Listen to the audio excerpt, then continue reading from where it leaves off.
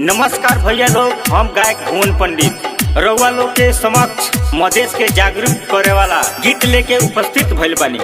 रउआ लोग एक बार जरूर सुनी। करिहा फोटे बही से कार सुन मधेसिया भाई, करिहा फोटे बही से कार सबे सुन मधेसिया भाई, करिहा फोटे बही से कार सबे सुन मधेसिया भाई, करिहा फोटे बही से कार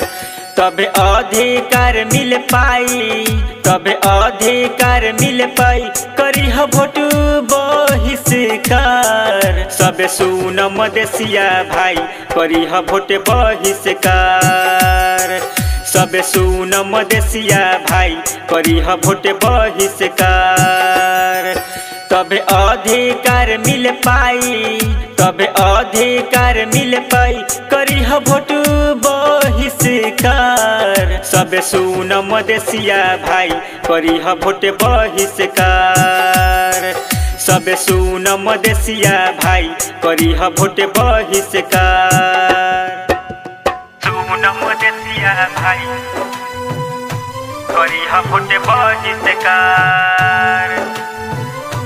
करिहा वोट बही से कार। डीजे मनीष रक्सौल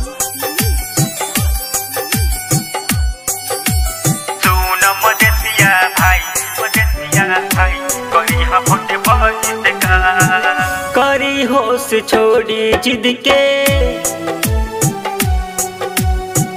आत्मा भटके वीर शहीद के याद कर तू उहे दिन के मांगे उजरल माई बहिन के जागे मधेसी के फर्ज निभाई, जागे मधेसी के फर्ज निभाई, करिहा वोट बही से कार सबे सुन मधेसिया भाई, करिहा वोट बही से कार सबे सुन मधेसिया भाई, करिहा वोट बही से कार सुन मधेसिया भाई, करिहा वोट बही से कार करिहा वोट बही से कार सुन मधेसिया भाई, करिहा वोट बही से कार नेतवा सब चोर हउए,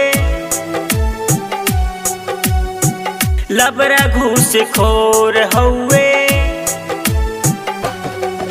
कौन चोरवा के वोट न दीहा, लोभ में पर के नोट न लीहा, भुवन कहे ना चुके पाई, भुवन कहे ना चुके पाई, करिहा वोट